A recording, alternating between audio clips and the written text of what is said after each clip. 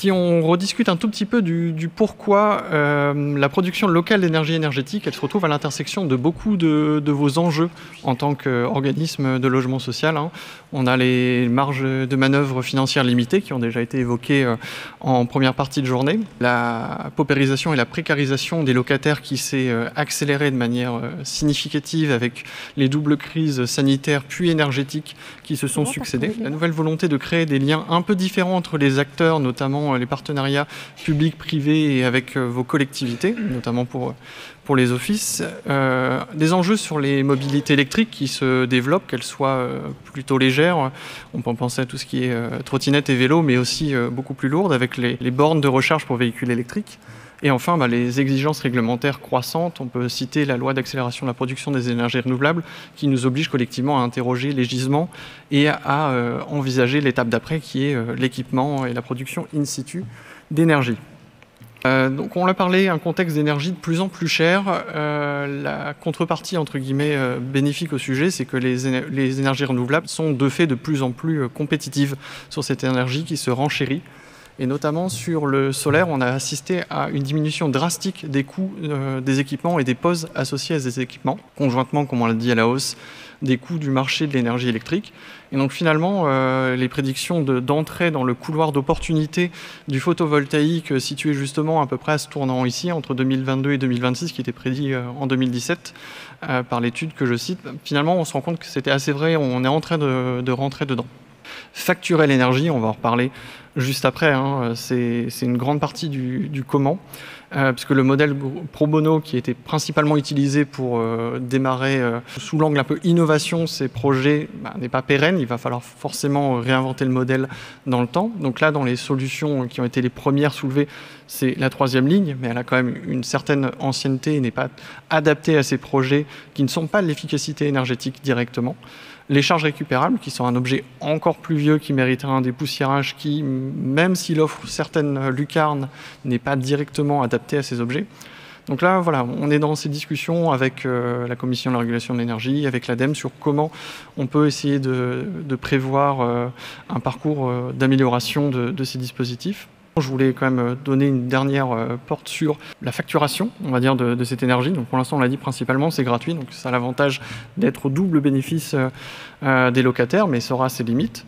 Une approche peut être de mutualiser les charges. Certains organismes ont une charge mutualisée répartie sur l'ensemble de leur parc. Donc l'avantage, c'est que toute réduction des charges entraîne une diminution certes modeste, mais significative des charges pour l'ensemble du parc, ou à titre onéreux. Et là, deux principaux montages sont prévus, qui sont le contrat particulier de vente, qu'on pourrait voir la vision kilowattheure, facturation en kilowattheure, et la vision forfaitaire de contrat de partage.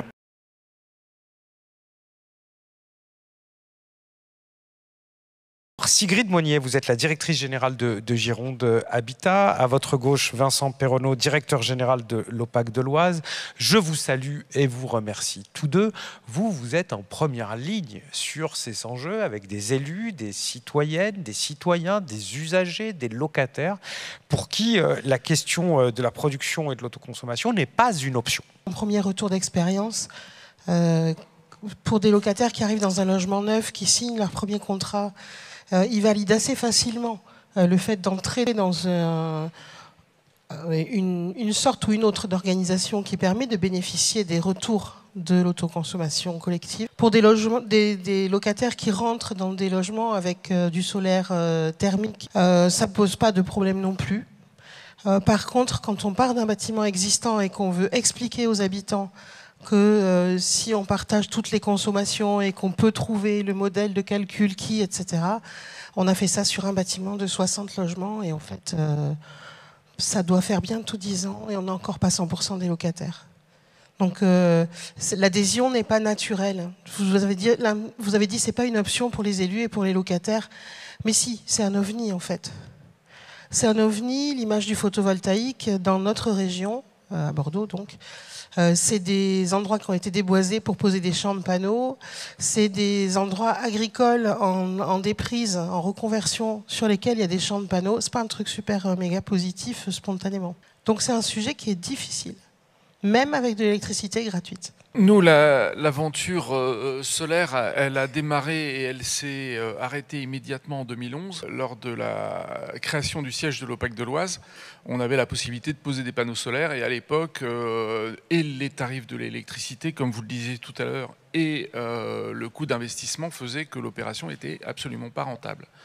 Et puis, on a suivi ça d'un peu près et on a été très inspiré par l'AMSOM, qui est à Amiens, un collègue qui, à partir de 2020-2021, je crois, de mémoire, a commencé à investir assez fortement dans le panneau photovoltaïque et surtout la crise des énergies qui a changé totalement, évidemment, les données du problème avec un prix de l'électricité qui s'est envolé. Du coup, on a commencé à regarder ça de près, on a regardé notre potentiel de photovoltaïque et en fait, on s'est aperçu rapidement que l'ensemble des parkings que nous avions était quand même un sujet, malgré le faible ensoleillement des Beauvaisiens et de l'Oise, on avait quand même tout d'un coup une rentabilité qui pouvait se mettre en place. Et en fait, on n'est pas parti de l'électricité gratuite, ça ne nous intéresse pas, on n'a pas les moyens de le faire. On est parti du fait qu'on pourrait, sur les charges récupérables, distribuer de l'électricité qu'on produirait nous-mêmes. Et c'est vrai que les textes ont évolué assez rapidement puisque désormais on peut être producteur d'électricité et distribuer, moyennant taxes de transport évidemment, l'électricité sur un rayon de 2 km autour du site de production et 10 km en secteur rural. Et du coup, on s'est lancé dans un projet de photovoltaïque sur le parking du siège de l'OPAC de l'Oise avec près de 3000 m² de panneaux. On a ouvert les plis la semaine dernière, 150 000 € en dessous de ce qu'on pensait. Et on va pouvoir faire de l'autoconsommation à plus de 85%. Et là, ça devient rentable. Et il faut que ça soit rentable. Et il faut qu'on puisse facturer ça dans les charges des locataires. Et du coup, on arrive à distribuer 80 cages d'escalier à moins de 2 km du siège de l'OPAC de l'Oise, où on va fournir l'électricité pour ascenseurs, VMC et éclairage des parties communes. Donc là, on a un modèle économique qui tient. Là, on est capable de mettre, effectivement, c'est un projet qui va coûter au global un peu moins d'1 million d'euros. Et on va être en rentabilité, retour sur investissement sur 10 ans, sur des panneaux qui nous sont... Alors ça, c'est toujours miraculeux en ce moment. Ils vous racontent que les panneaux photovoltaïques vont durer 30 ans, 40 ans. Bon, on va se calmer. Si ça dure 20 ans, c'est déjà pas mal. Et si on est en retour sur investissement sur 10 ans, évidemment, on a là un modèle économique pour les bailleurs sociaux qui est hyper intéressant.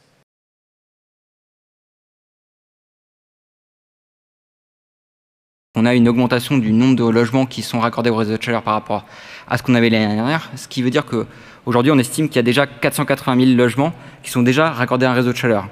Alors, en estimant que ces réseaux de chaleur vont potentiellement se décarboner à terme, c'est déjà 480 000 logements qui, potentiellement, n'ont pas à faire un changement de vecteur énergétique dans le temps pour être décarbonés. Alors, je vous présente du coup un potentiel qui, ici, est évalué énergie par énergie, pour le chauffage et pour l'eau chaude sanitaire.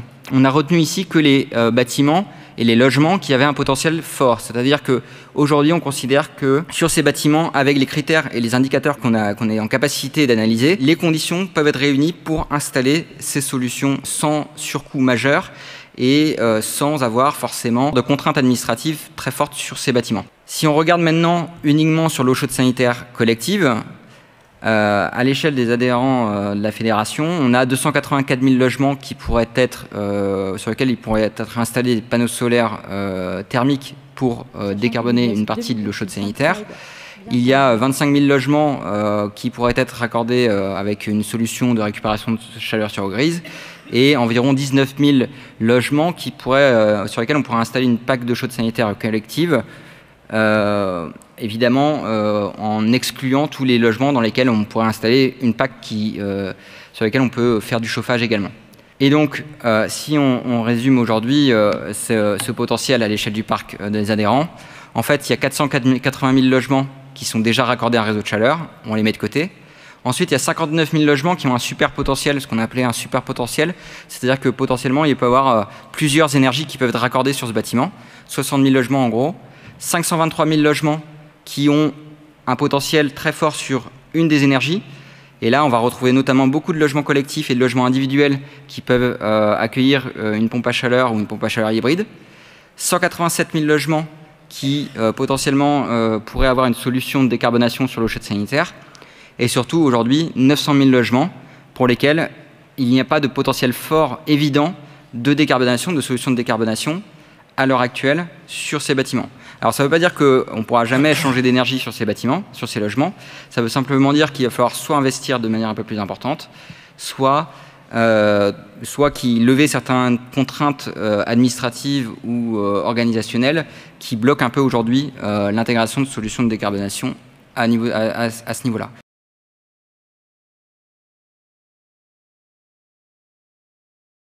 On a effectivement introduit un nouveau prêt qui a été bonifié par l'ADEME. D'ailleurs, s'il y a des représentants de l'ADEME dans la salle, je les salue chaleureusement, puisqu'on a travaillé ensemble pour regarder ce que nous pouvions effectivement créer en complémentarité avec les financements sur la rénovation des bâtiments. Et on est arrivé à l'idée qu'effectivement, on pouvait avoir une solution sur les changements de système de chaleur ou de refroidissement d'ailleurs, et puis sur le coût du raccordement au réseau de chaleur. Alors, ce prêt, il est à votre disposition depuis maintenant, je crois, à peu près 2 ou 3 semaines, donc très récent. Ce n'est pas une grosse enveloppe, hein, c'est vraiment une enveloppe expérimentale qui a été définie sur 2 ans au départ, mais on pourra la réabonder si on voit que ça correspond à un vrai besoin de votre part. Et donc, l'idée c'est simple, hein, c'est que grâce à la bonification de l'ADEME, l'ADEME nous a bonifié pendant 2 ans, ça nous permet d'avoir un taux qui est absolument identique en fait au taux de l'éco-prêt, donc un taux très intéressant, hein. Ça vous permet notamment d'intervenir sur par exemple des changements de système de chaleur pour les décarboner, notamment après des rénovations, si par exemple il y a besoin de faire ce pas supplémentaire et que vous avez déjà atteint des étiquettes en fait de performance énergétique qui ne sont pas entre les catégories E, F et G. Alors maintenant, je vais vous parler d'une deuxième solution qui là aussi a été introduite fin avril, qui s'appelle Prioréno. C'est un outil qui vous donne une visualisation sur les consommations de vos logements, mais les consommations réelles. Ça permet donc d'avoir cette visualisation, d'avoir aussi la possibilité, et ça c'est une possibilité qui sera ouverte d'ici la fin de cette année, de pouvoir aussi, lorsque vous faites des travaux, faire la comparaison en consommation réelle, toujours, entre la situation de départ et la situation après coup.